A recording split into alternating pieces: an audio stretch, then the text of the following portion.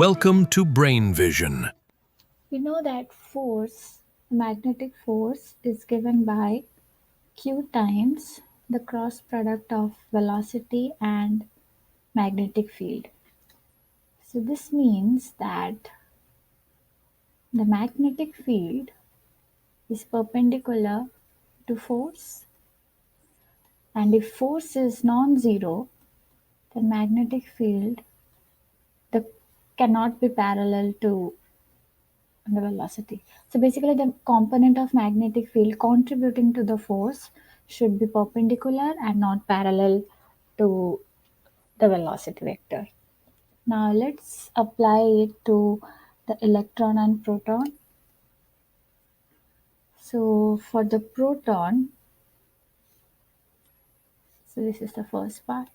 So let's say that B is, so the magnetic field has all three components. Now, for the proton, we see that force is along the y direction and velocity is along x direction. This means that the magnetic field should be perpendicular to the force, or j cap, and magnetic field is not parallel to the velocity I cap. So basically the magnetic field contributing to the force. So not the total magnetic field. This means that, so if the component of magnetic field contributing to force is perpendicular to j cap, this means that we have two choice, I cap and k cap. But at the same time, it should not be parallel to I cap. So we just have one choice, which is k cap. This means that BZ is the one taking part in the magnetic force for the proton. Now let's move on to apply that. So Fp, let's call it Fpj cap, where Fp is just the magnitude of the force, is equal to Q times V. So this is basically Vp, which is Vxi cap, because there is no component along y and z direction. And the magnetic field, which in this case is Bzk cap, because all other components basically go to either zero or give the force in some other direction than y cap. So this will give q times Vx times Bz,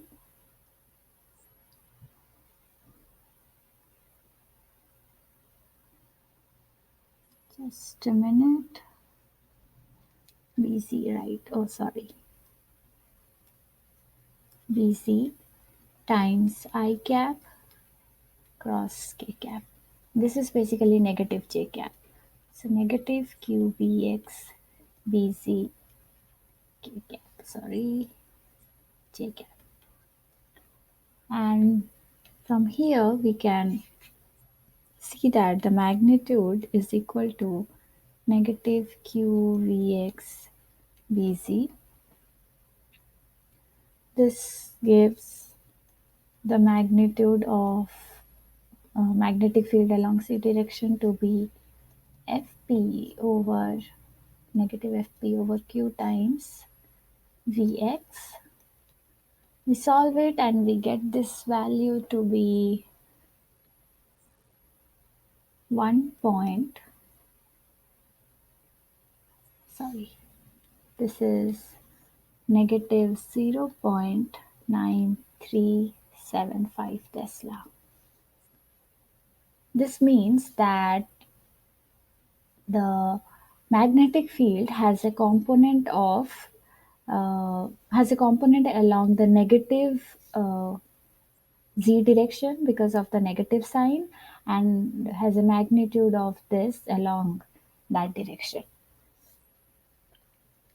Now it will be clear after we do the same thing for the electron. So for the electron, the force is along y cap and velocity is along k cap. So this means that for the electron, magnetic field should be perpendicular to j cap and not parallel to the velocity, which is along k cap. Let's not take the negative sign here into account because it doesn't affect much. We are anyway going to include this while calculating the magnetic field.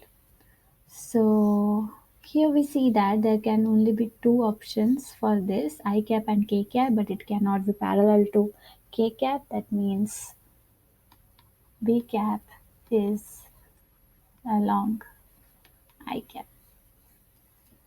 So let's apply it now. So VE is equal to Q times VE vector, which is negative Vx k cap. So let's write it that way.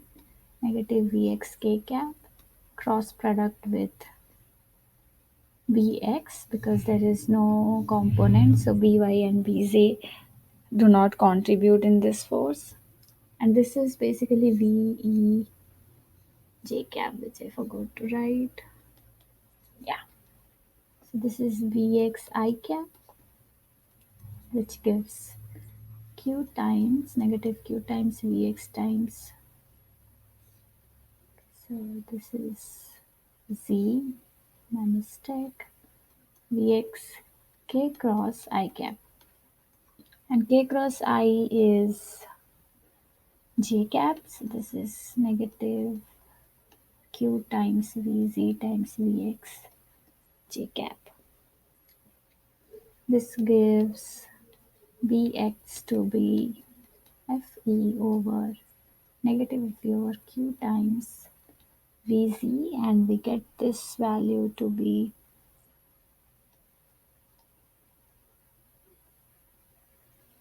so Q is negative here because this is the charge of the electron. So we get this value to be 1.118 Tesla. Let me just write the charges over here. So QP is basically 1.6 times 10 to the power negative 19 coulombs, and QE has the same value but with a negative sign. That's the reason we are getting Bx to be positive here. Now we can combine these two and write the magnetic field to be, so Bx is non-zero, I cap, plus we have Bz, which is negative 0.9375 Tesla. This is along k cap, and By is gonna be 0 because we could not find it. And you can also follow this process by doing all the calculations. So you can take this value and you can apply this over here in this equation, and then you can choose which term is actually giving your force in the directions given in the question. So but that's going to be a lengthy process, and this one is easy because it's it's faster to figure out the direction of B, so that saves some time. Now from here we can find the magnitude of B, which is going to be Bx square plus B square root over of that by Pythagoras theorem, and this is equal to 1.46 Tesla. Similarly, we can find the angle of B with respect to the x-axis, positive x-axis. So this will be tan inverse Bz over Bx. This is equal to 40 degree, basically negative 40 degree. So the magnetic field, we can say that is magnetic field is in the xz plane and it's directed at an angle 40 degree from the positive x-axis towards the negative z-axis because of this negative sign here. Now for the second part, we have by to be equal to 0 as we found from here. So basically we are going to use this equation now that we have the magnetic field calculated. So, and we have the velocity. So this is not necessary to write because we already have the magnetic field.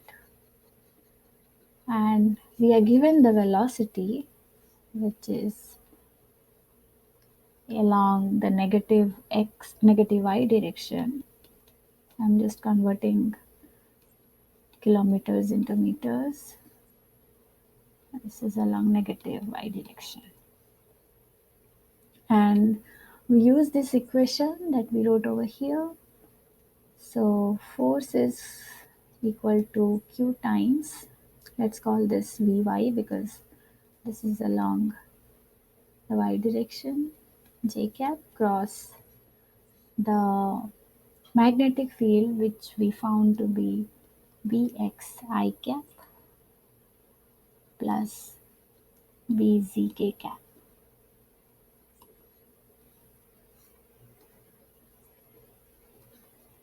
And we get this value to be q times Vy times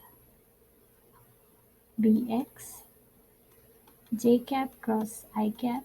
Sorry, there's a minus sign here. Plus q times Vy. Again a minus sign here which I forgot.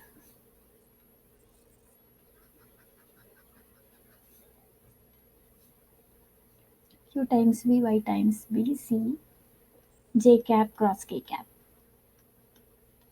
And this is equal to negative k cap and this is equal to positive I cap. And this gives the force to be negative q Vy Bz I cap plus q Vy Bx k cap. And q is the charge of the electron here. So we do the calculation and we find this force to be negative 4.8 times 10 to the power 16 Newton I cap, negative 5.724 times 10 to the power minus 16 Newton K cap.